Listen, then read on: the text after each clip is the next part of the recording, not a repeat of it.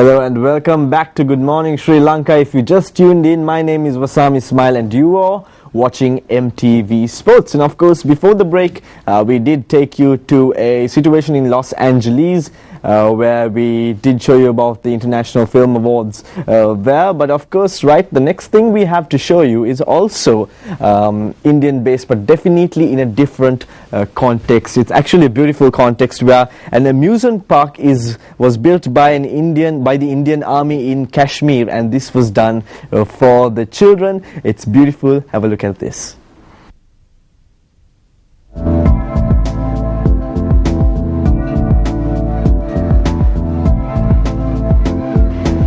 Indian Army built an amusement park for the entertainment of the children in Kashmir, as earlier children had no defined place to play. The park is built in the Pahalgam region in India's Kashmir. It was on the initiative of the army that the construction of the park was undertaken, and it indicated the improvement in the relations between the armed forces and the common people in the far-flung backward area of picturesque Pahalgam town. Cut off from the mainstream, the inhabitants of this area have a low income and the poor children do not have any source of entertainment. However, Indian Army's initiative came as a sigh of relief to the poor kids who used to earlier stay at home or play on the streets.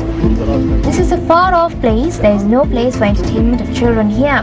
When we came here last November, there was an incident that a village was burnt, and we decided that we should do something for the children. Since then, we had this wish in our heart, and accordingly, we built a park to entertain the children in this village so that children can play and use their time in leisure. A large number of children visited the park on its day of inauguration and played their hearts out trying different games in the park. Students of the area said that playing in the park would help them concentrate on their studies. There was no place here for children to play.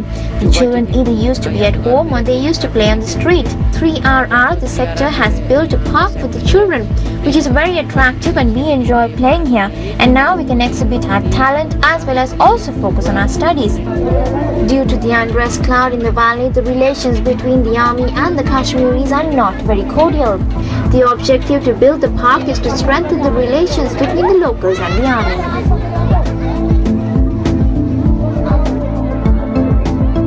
Well, if you ask me personally, that I think is a brilliant initiative. Also, needless to say, when it comes to Kashmir, there's been a lot of tension in the past. There has been a lot of conflict in that area, and as you just heard, the army is one of the reasons these initiatives was brought in was not only to actually make sure that they give something great for the children, to also tie up with the local communities to get a better relationship, which I think is a brilliant initiative. And of course, we can see that the children will definitely be benefiting a lot in that area with initiatives such as this. And I think if it's a cause which helps people, especially children or anybody in need, we need to reach out and we need to support it. Now, we're going to take you through a different kind of a story. Now, as you know, man has first tried to go to space, and then they did that, then they tried to go to the moon. They try to do that, but recently people are struggling, especially places like agencies like NASA and other agencies around the world, prominent agencies around the world. They are trying out initiatives to go to the moon. Now, it seems that President Barack Obama is giving a little bit of interest in this area. Now, the President Barack Obama wants NASA to start work on finding a small asteroid that could be shifted into an orbit near the moon and used by astronauts as a stepping stone for an eventual mission to Mars. And we've got a little interesting video clip on that. Check it out.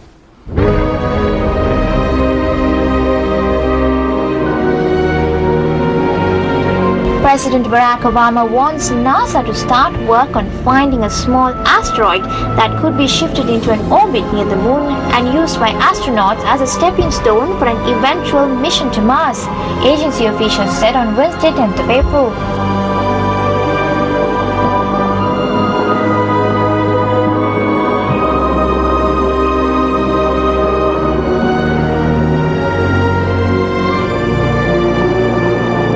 project, which envisions that astronauts could visit such an asteroid as early as 2021, is included in Obama's $17.7 billion spending plan for the U.S. Space Agency for the 2014 fiscal year.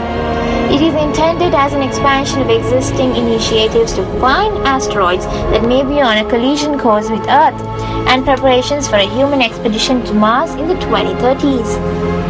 In 2010, Obama proposed that NASA follow the International Space Station program with a human mission to an asteroid by 2025.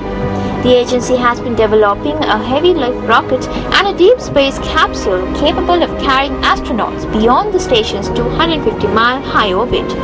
The system would be capable of traveling to the Moon, asteroids, and eventually to Mars, the long-term goal of the U.S. human space program.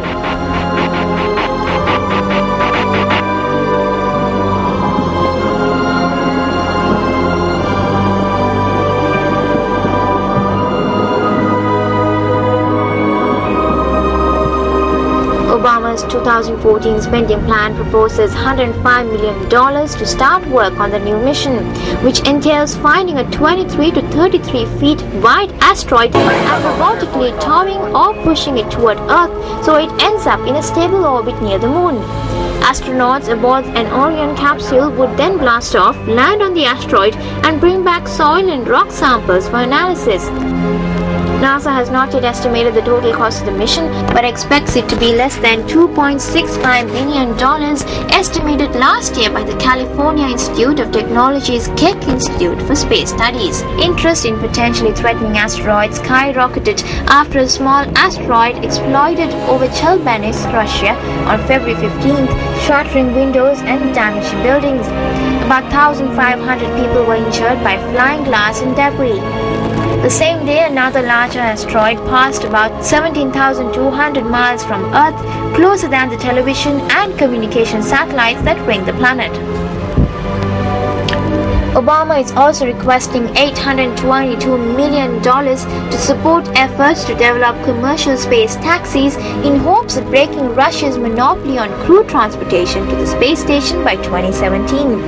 The United States has been unable to fly astronauts since it retired its space shuttle fleet in 2011.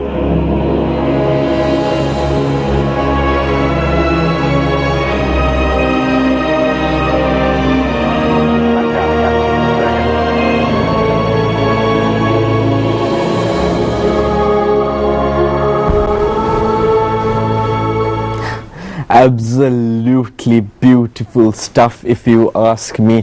I mean, I know that it's really hard to imagine a mission to Mars, but that was what our parents and our ancestors said when anybody even brought the idea of going to the Moon. But that was indeed achievable. Of course, the Moon may not be as far as Mars, but with recent scientific discoveries and stuff, it absolutely seems possible. Maybe not right now, but during time to come. And of course, when that famous man did step on the Moon for the very first time, he did say, "A small step for man, a giant leap for mankind," and that leap continues to this date. Now, moving off from that and taking your attention towards a little bit of sports, we've got an interesting story on the English Premier League, the British Premier League.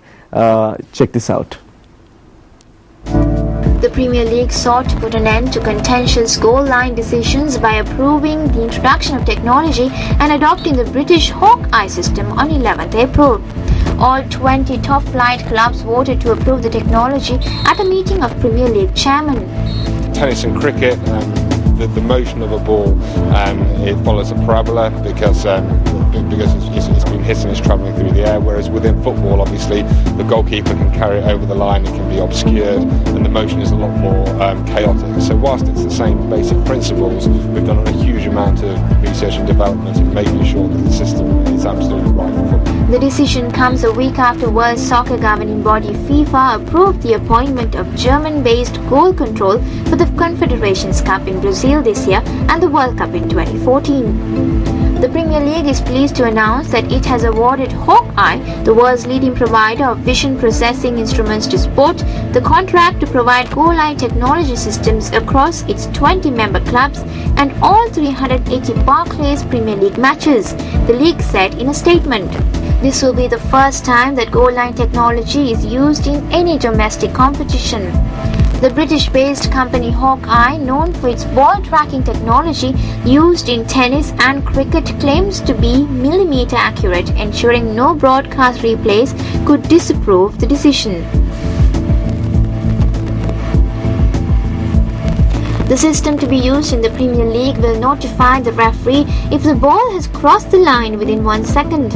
The Football Association wants technology to be introduced at the pre-season Community Shield fixture after lobbying for it for some time, sanctioning its testing at an England vs Belgium international friendly last June. Installation of the system, which involves 7 cameras behind each goal, is expected to take up to 6 weeks to complete at the 20 clubs competing in the Premier League next season. While FIFA's European cousin UEFA steadfastly refuses to adopt technology, preferring instead to use extra officials behind the goal, crucial momentum now seems to have swung behind using electronic systems.